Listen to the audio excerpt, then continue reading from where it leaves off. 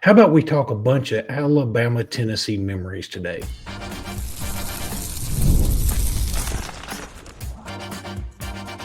You are Locked On Bama, your daily podcast on the Alabama Crimson Tide, part of the Locked On Podcast Network, your team every day.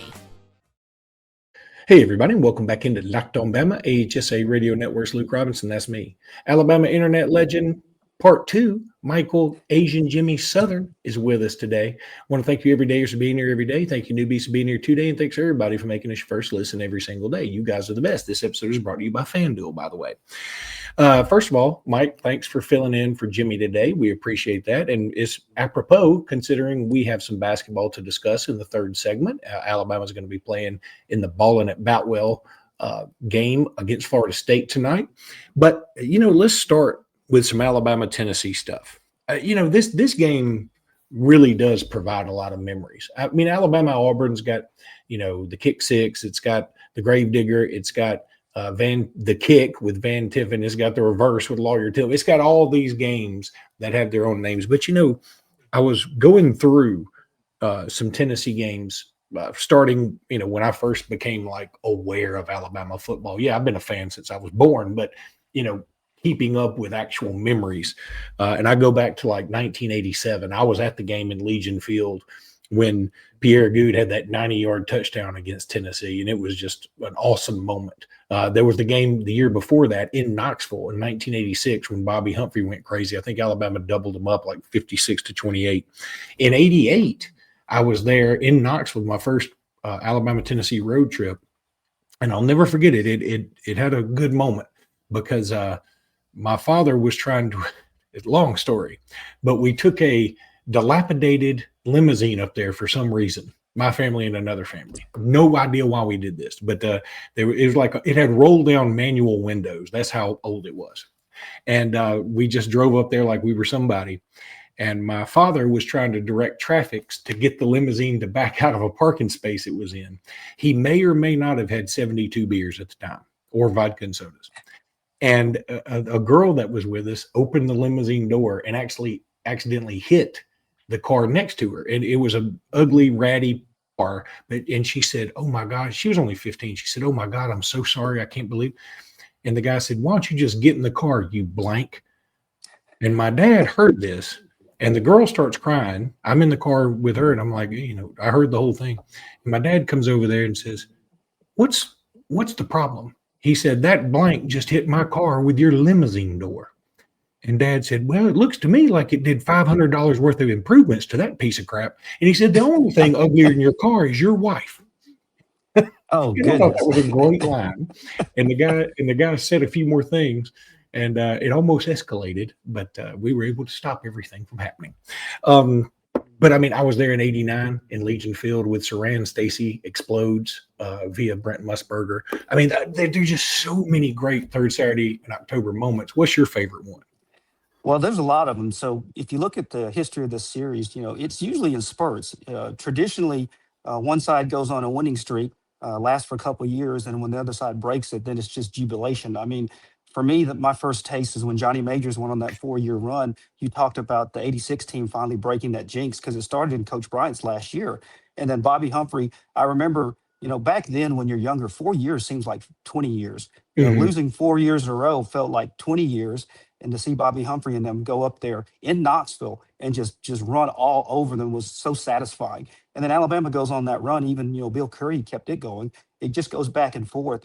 2002, even though it was Dennis Franchione, 2002, ending that 7-year streak, losing to Phil Fulmer, you know how much that gawed at all the Alabama fans, especially after Fulmer and all his shenanigans. Fulmer was so paranoid and so scared of Alabama. He did everything he could to try to bury the program. And I find it ironic that through those actions, he actually created the powerhouse that ended his career. Alabama went nuclear, got Nick Saban, beat him 2 years in a row, and sent him packing. So I find that very satisfying that it happened that way. But that 2002 game meant a lot, especially, like I said, I thought 4 years was a long time. 7 years felt like 50 years.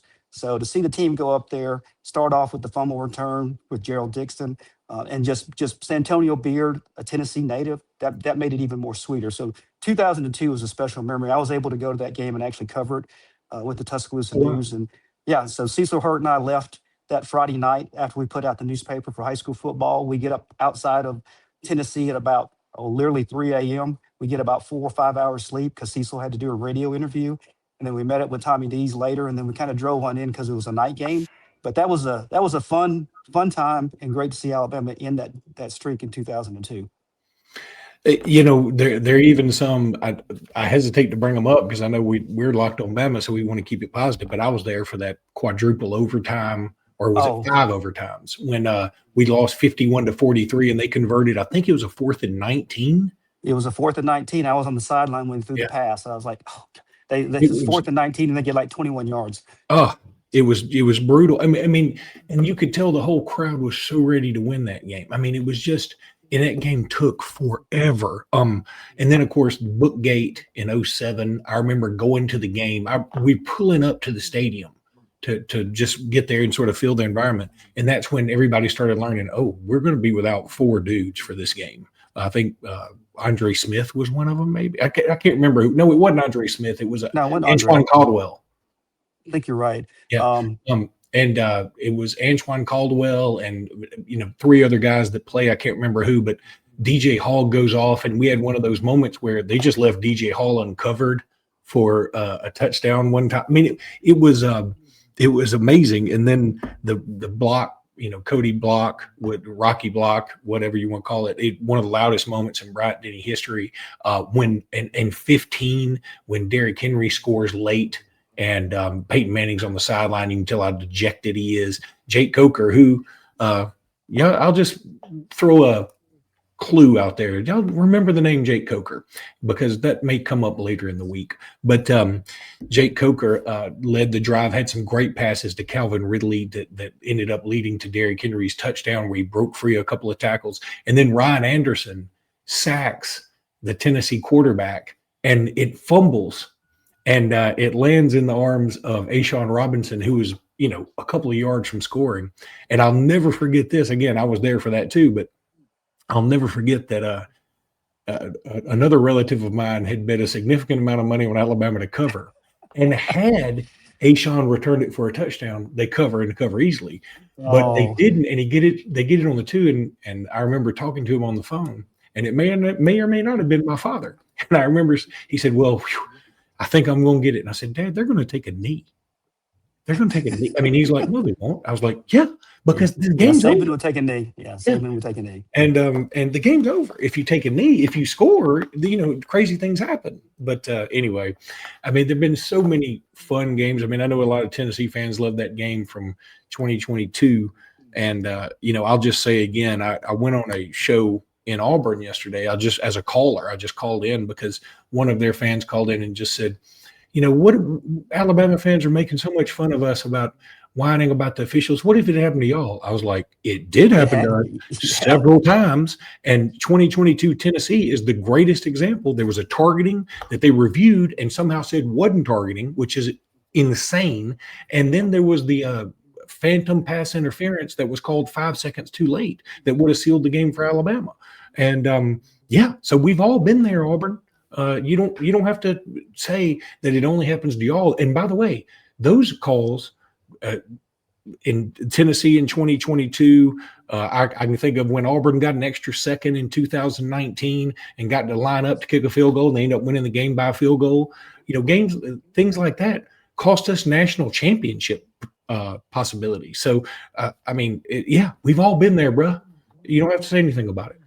Well, I think it's pretty safe to say, while Auburn fans here in the heat of the moment think that the SEC office has it out for them with officiating, I think it's fair to say that it's not non-exclusive just to Auburn. Every SEC team has experienced the atrocity of what is now known as just terrible officiating. The only thing you can say is at least it's consistent, and it affects usually, if you look at it over a 2-year period, every team's going to have a legitimate claim for a bad call. Hey, one of the games, 2009, you talked about it earlier, the Rocky block.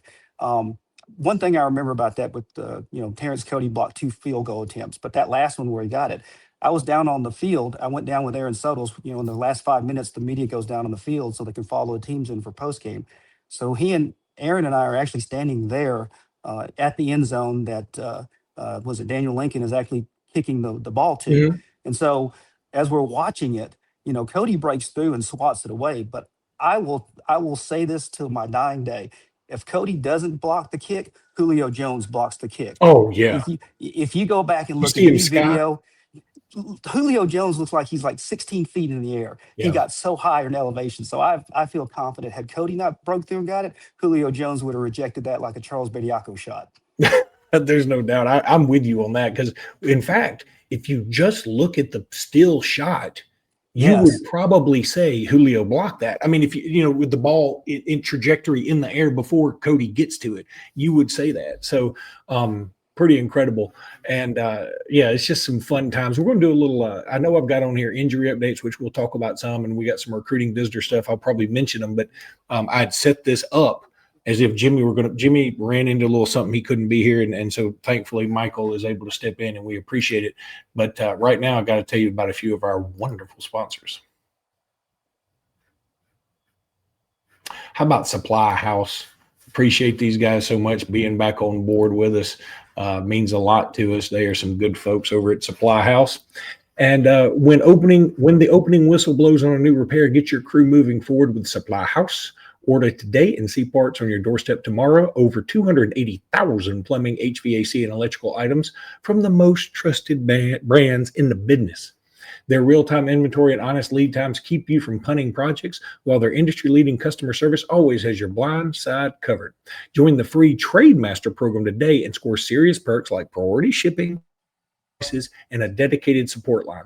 Visit Supply House today at supplyhouse.com to sign up for free and use promo code SHCollege, the number 5, SHCollege5 for 5% off your first order at supplyhouse.com. Real people and real service with Supply House, Michael Southern guarantee. Now, FanDuel. Let's talk about FanDuel for a second. The NFL season is here. Shoot, it's going to be here tonight. You got Pittsburgh and the Cincinnati Bengals. And FanDuel has an offer you don't want to miss. Right now, new customers can bet just $5 and get $300 in bonus bets if you win. That's right. Pick a bet, put down $5. If it hits, you'll unlock $300 in bonus bets to use across the app. I love how FanDuel gives me so many ways to play. I've built parlays, tried player props, even followed the live lines during the games because it's so much fun with FanDuel. So what are you waiting for? FanDuel.com go to FanDuel.com to visit, download, and check out FanDuel. The app is awesome. You can go check it out today, FanDuel.com, and get started with FanDuel because you will love it. And that's a Luke Robinson guarantee, and those are rare. Okay, so again, injury update. Derek Meadows out. Jam Miller it's Questionable, ambiguous. right? It's questionable. It's ambiguous. Yeah. In fact, I have a friend of the program that has some connections with Jam Miller, and he's like, man, nobody's saying anything. We have no idea. And interesting, but, I'm sort of – I want Jam Miller to play because it is clear to me now Alabama is a much better team with him, even though he is not the most dynamic back. He just does the little stuff that makes you win ball games. And so he's very important to this team. But if we have to miss somebody in a crucial position, maybe that one's okay. As long as we believe Daniel Hill can do the blitz pickup, maybe one of the other backs is able. Kevin Riley, probably a little small for that chore, and is proven not to be his forte. Richard Young, proven not to be great at this necessarily, and I think that's one of the reasons he's not playing as much. But Jam Miller, I would love to see him play, even if he's only like Ryan Williams decoy and we don't give him the ball, but he is like blitz pickup kind of guy. Then Derek Meadows will be out. I mean, I think that was clear, and I think he should be out. I mean, I've seen some Missouri people tell me that wasn't targeting. If that's not targeting, let's just never call it, which, again, I'm fine with because it's so weird. You don't know what is targeting anymore anyway. But if that's not targeting, I don't know what is. So those are the two main injury thing. I mean, of course, the other guys, Jeremiah Beeman, all them officially out, as you know.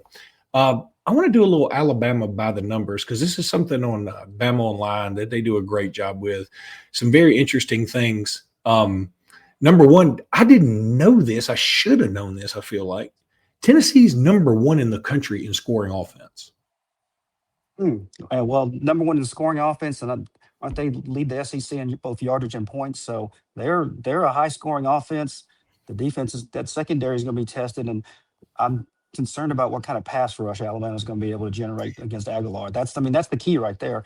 And conversely, without Jim Miller back there, if he does not play, you're going to have to be a little bit creative to help add a little more protection for Ty on his passing situation. So if Jam Miller can't play, I mean, I think that's huge for Alabama, just for the efficiency's sake of how much better the offense is when he's back there. And he may not be elite or dynamic in just pure running, but I would say he's elite when it comes to pass protect. And you saw a difference when he was back there, how much better this offense seems to run when he's back there at 100%. It just, again, it's his mere presence that is such a big deal. It is not necessarily what he does, because what he does, he isn't, he's not popping off 75-yard runs, but it's just that when he's in there, everybody feels better. It seems like, everything just flows a lot better. There's just a overwhelming sense of more confidence when he's in there. Now, you mentioned the Tennessee and the sacks and the pass rush. They do have 26 sacks through the year. That's through 6 games, and that leads the SEC and is only behind Western Michigan nationally. So of all the Power 4 and important teams, they lead the country. That is frightening because, certainly Florida State got after us pretty good. I mean, Missouri, I think, ended up even with 4 sacks. So, yeah, that is a little frightening. But that said, here's the other side of that. When you do have a pass rush like that, occasionally, if you don't get home, it'll cost you. And the one negative statistic for Tennessee is the scoring defense. They're averaging giving up 29.3 points a game. Alabama can exploit that. I mean, their starting defensive backfield has been injured most of the year. I feel like Alabama is going to be able to make some hay through the air. The deep shots will be available. The question is, will they have time to get them off and to recognize them before the pass rush gets to them? But I agree with you on that one. There will be opportunities for this offense to attack the secondary. And if there's one thing this offense has shown, they can attack the secondary. They are elite at that. They are deep at wide receiver. You haven't even had a healthy Ryan Williams, and Ty Simpson is like delegating the ball to so many different people. You've got multiple weapons, and I think he's got confidence in everybody he throws the ball to right now. They're playing with a lot of confidence. They seem to have really picked up the schemes and the plan that Ryan Grubb has implemented, and they're just getting better week after week as far as comfort, fit, all of that. So shots are going to be there. Let's hope they can protect them long enough. Look, you start getting a couple of deep shots, they're going to back off a little bit. They're going to have to. So we'll just see how the back and forth goes in that first quarter. In terms of recruiting visitors, Zion Gibson will be back in. He's having a good year. J.J. Finch will be in. And I thought J.J. Finch had the most Michael Jordan-like quote of the year. Somebody was asking him, hey, what do you think about Alabama and their standard? And he said, the standard is the standard, which sounds a lot like the ceiling is the roof to me. But there's a Tennessee commitment that's going to make it in. Now, this is a guy Alabama was involved in. In fact, it sort of came down to Bama and Tennessee, I think, and that's Brandon Rouse. Look, Alabama's gotten a lot of linebacker commitments, and they certainly are doing well. But, I just thought it was interesting. He's going to be there. Now, is Alabama going to make a push? I don't know. I mean, they may be filled up at that spot. Jordan Edmonds will be in. I love seeing all these guys that are highly rated and committed already coming in. It's going to be a nice weekend, I think, for Alabama recruiting wise. And look, when you have a game like this and you have a 6:30 kick, it's going to be a fantastic atmosphere. I think that it's good for those guys to see just how much fun Tuscaloosa can be. No doubt. Showcase game Saturday night. Perfect opportunity to show the recruits the atmosphere, the environment. I feel the crowd will be 100% ready to go. So hopefully Alabama lives up to their part and gets a victory. But perfect opportunity. This is where you make hay in recruiting. Invite them in for the big games and do your part and win it. It makes a strong impression. So, again, that's all you can ask for coming up this Saturday night. All right, let's talk a little basketball when we come back.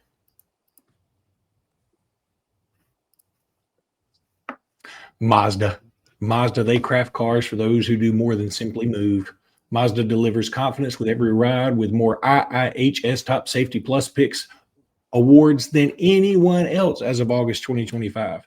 From footwork to breathwork, athletes sweat all the detail, and Mazda brings this same attention to how we craft every single model. With all-wheel drive standard and every crossover SUV, you can drive with confidence through almost any season.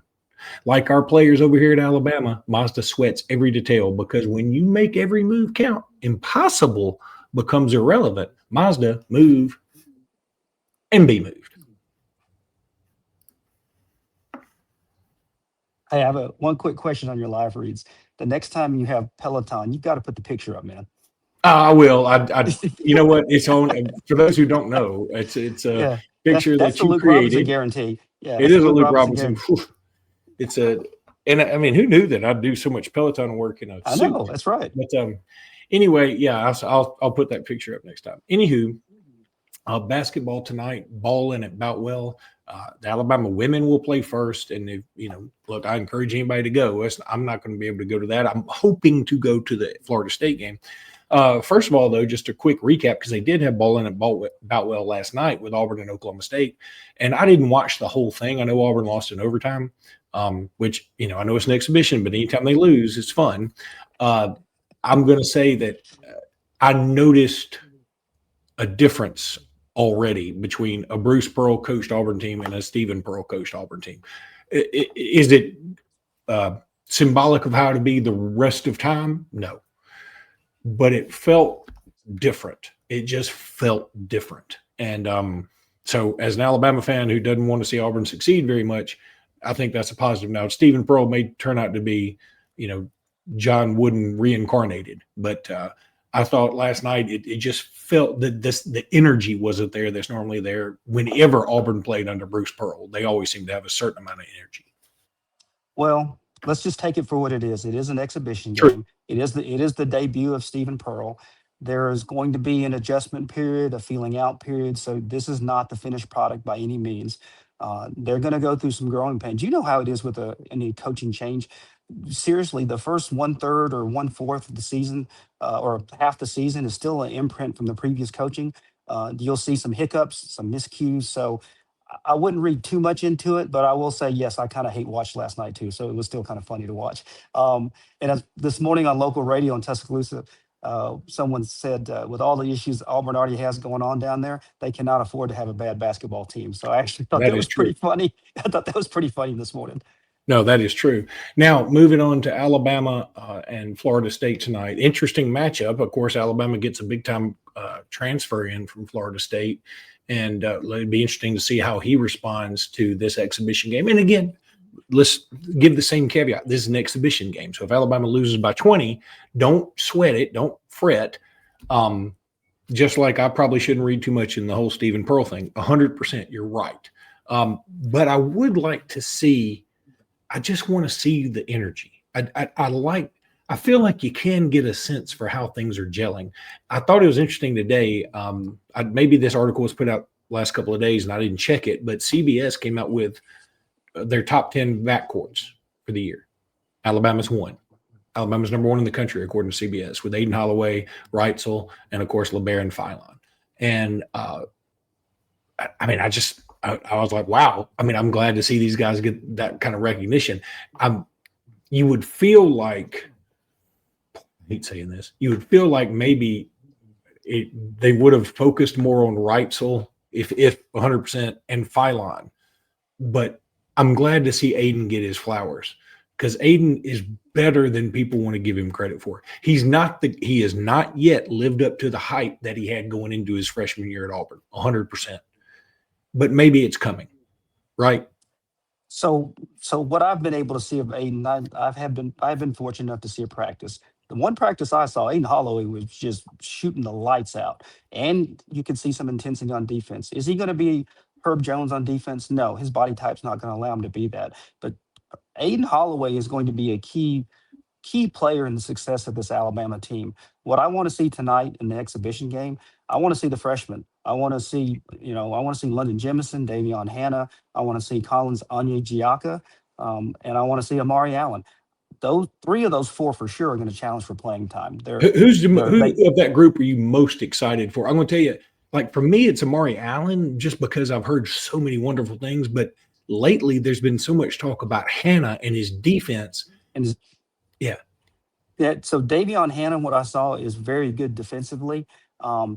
It's not that he's bad offensively. Defense is his forte at the moment. Amari Allen has a little bit of both, and I know London Jemison came in with hype, and now everything's kind of turned to the other two. But I was impressed with what I saw with London Jemison. He's bigger than what I thought when I saw him in person, and he's got a nice touch around the rim.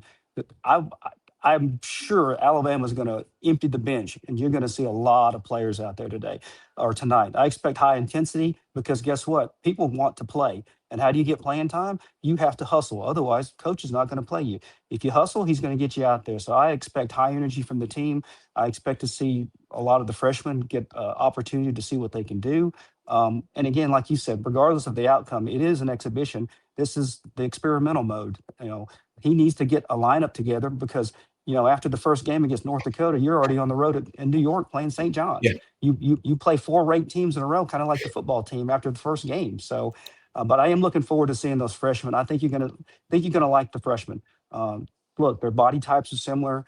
They're long and they're athletic. So I expect good things out of this freshman class. Maybe a little underrated, which is where you want to be. Surprise everybody. Come out of the gate and everyone goes, where did those guys come from? That's what I'm expecting out of the team this year.